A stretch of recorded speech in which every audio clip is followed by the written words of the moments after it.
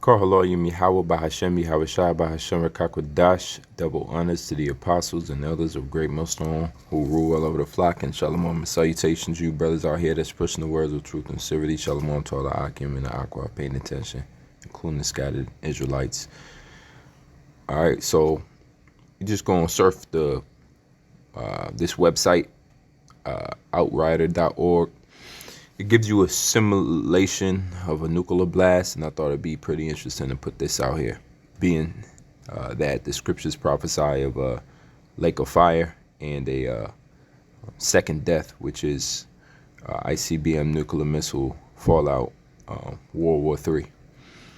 And so I'll start it off with the most populated city in America, and let's see what we get.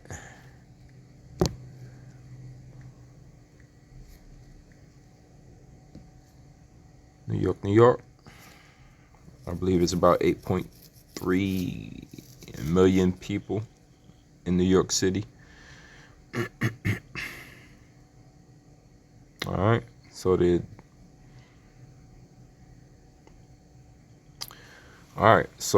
right off the bat, we're seeing some images of, it looks like a fireball in the middle and a blast. Let's go through what it says here. Fatalities, 157,400, and injuries 297,700.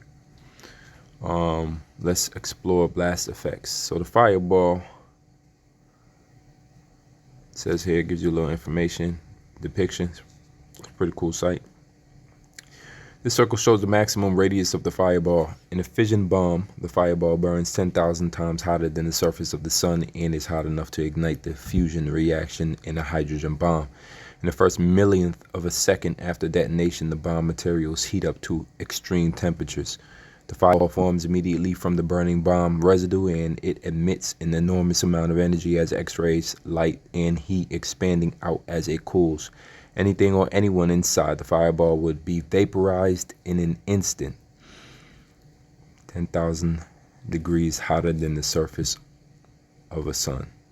All right, let's go back. Check out the heat. It says 3.4 miles radius of heat. A little nice depiction there. The explosion produces intense heat that causes catastrophic damage. Anyone within the radius would have severe or fatal third-degree burns. Within the radius shown here, wood, clothing, paper, and plastics would catch fire. Even outside this boundary, the heat would still be intense enough to cause first and second-degree burns. All right, the heat, 3.44 miles. Shockwave.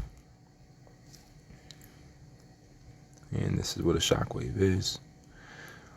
As the fireball quickly expands, it forces back the surrounding air, creating a shock wave.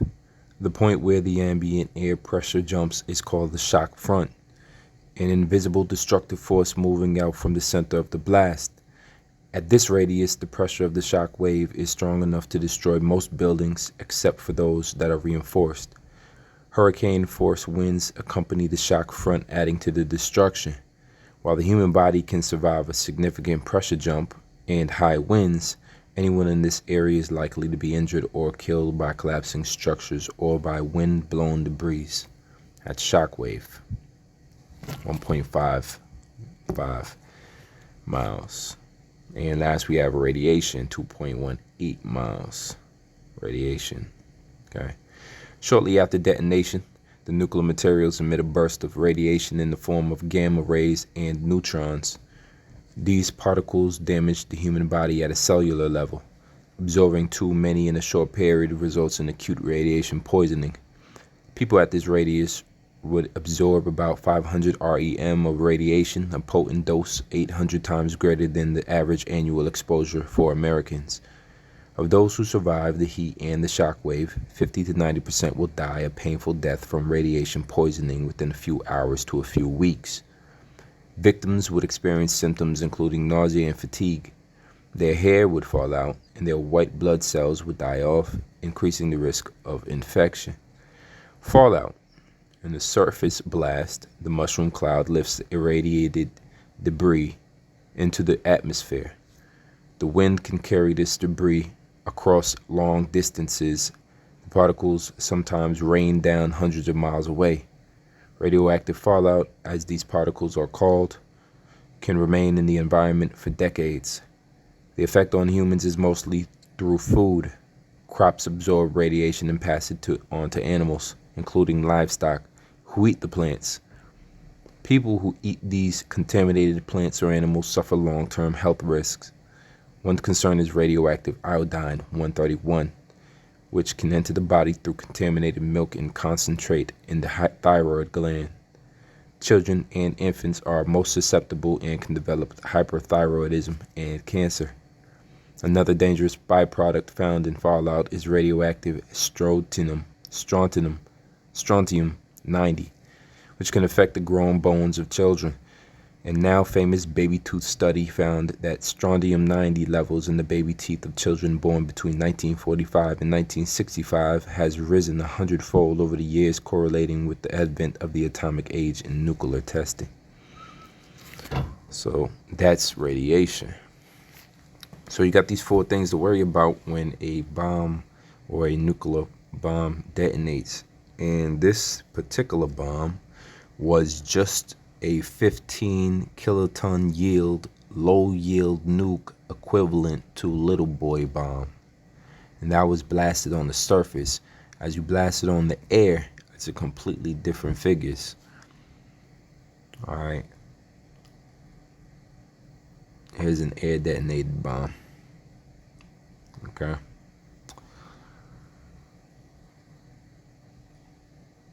Right, so the injuries definitely jumped, I believe, up 200,000, and the fatalities might have jumped a little bit, but you can see the blast, because it was in the air, they call it ground zero, about a mile above the Earth's surface. These bombs detonate, causing it to hit a larger radius, larger mushroom cloud. So they have a few bombs to choose from for examples, and they have the 240 kiloton yield North Korean H-bomb, largest North Korean bomb.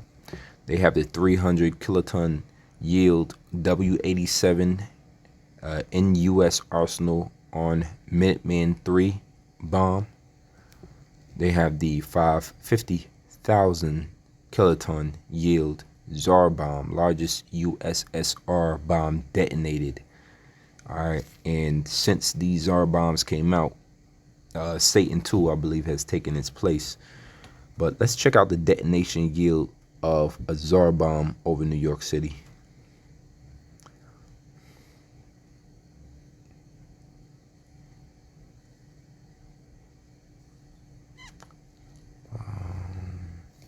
Here we go.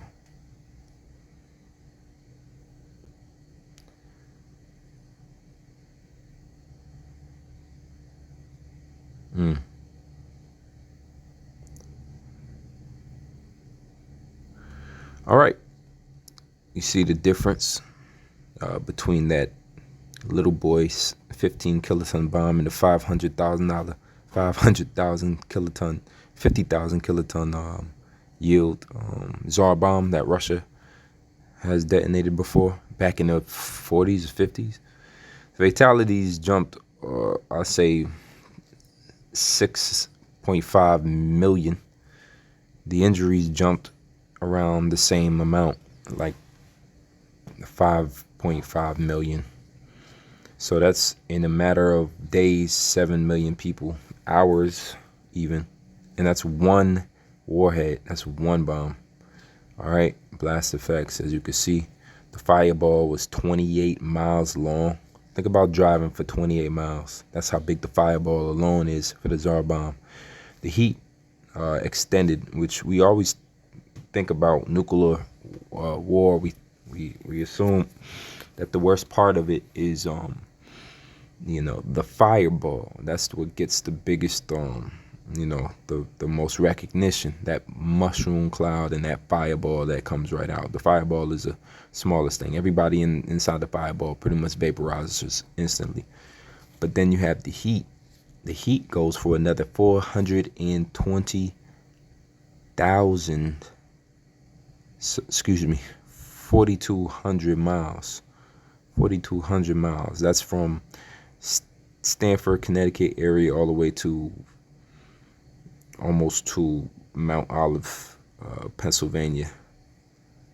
All right, all the way to Hempstead, West Babylon. I mean, Yorktown. This thing covers Staten Island. It's pretty extensive in size, amount of heat. And if you're in that heat, if you're in that circumference, you get 3rd-degree burns.